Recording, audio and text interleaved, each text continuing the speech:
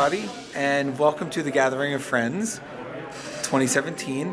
As you can see, a lot of things have changed, and I'm not talking about these sharks, I'm talking about these eyes. You can see I got LASIK. I've been away for a while. I know people have been asking, and just like Tom, I went out and got it. And instead of doing a normal blog, I wanted to talk about inspiring things. Obviously, Tom inspired me to go out and get the LASIK and to see these sharks behind me, but I'm going to talk to some designers and see what inspired them. I'm going to ask them what games inspired them, so you guys can see what these designers played that got them into the hobby.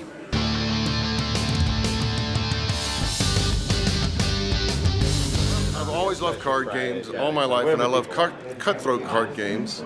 And Tishu was just a favorite of mine, so I wanted to make a game that I could play when I had 3 or 5 players. So Chimera is my game, and it came because I love Tishu and cutthroat card games.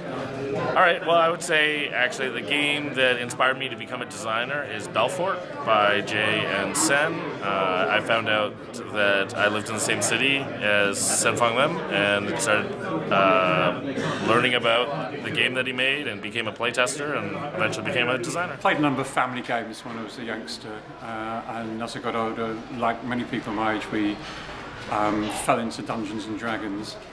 I played that for a while, and in my mind I came up with a movement system whereby the different classes, elves, dwarves, move through different terrains, and I had an idea of how to simplify that, and it turned into an abstract game. So the movement for different colours, collecting abilities with different rings that went onto posts, and turned into the game which was Camilla Quinn.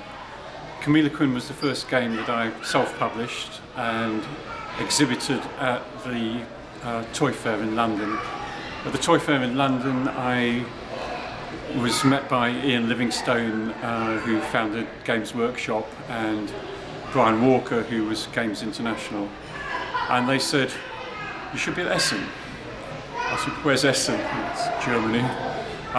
So the following year, with the person I shared the stand with, a chap called Nick Fletcher, who had produced this wonderful little game called Chikara, if you can ever track it down, we went to Essen, and that was my entry into Euro games, and from there I had the inspiration to create Keyword, which became my first Euro game, and went forward from there. Game that inspired me?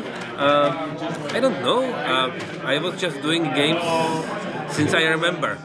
So yeah, you can imagine kids doing their own games, inventing their own games, and I just never stopped. So yeah. What do you want to know? My favorite game? Or no, the game that inspired me to become a designer. Yes. Was Advanced Dungeons & Dragons First Edition.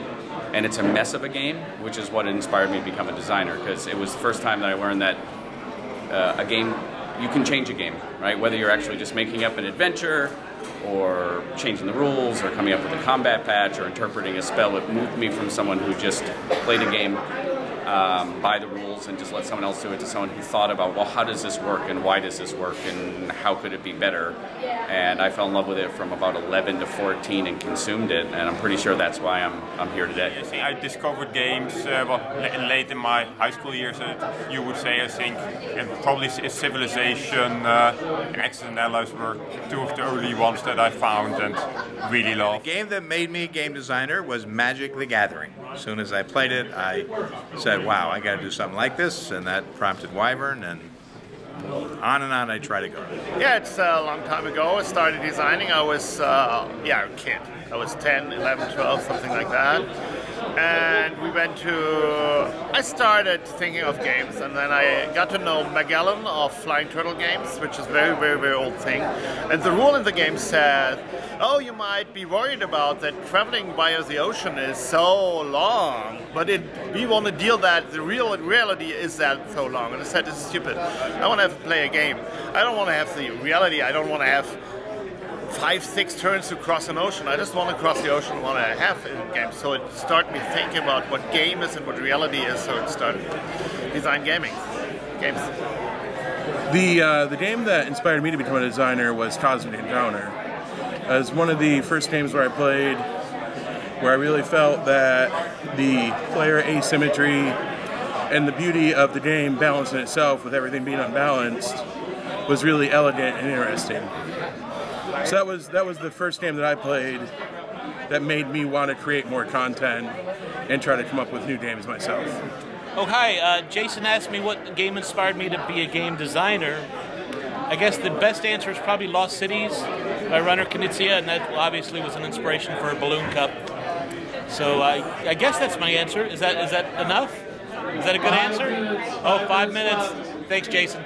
Well, there you have it. Some very cool designers with what inspired them. How about you guys? What inspires you? Why don't you put on the list below here and post what you think would be the games that inspired you to, I guess, get into the hobby, because most of you aren't designers, but at least let me know in the comments what inspired you to get into gaming, or what was your first game. I'd love to hear more, and I'll be back with some more designers shortly. Thanks so much for watching the Dice Tower videos. Find more great videos and reviews, as well as our top-rated audio podcast at Dicetower.com. You can also find other great shows at Dicetowernetwork.com. I'm Eric Summerer, and you've been watching The Dice Tower. The Dice Tower is sponsored by Cool Stuff Inc., where you can find great games for great prices. Cool stuff in stock. Check them out at CoolStuffInc.com.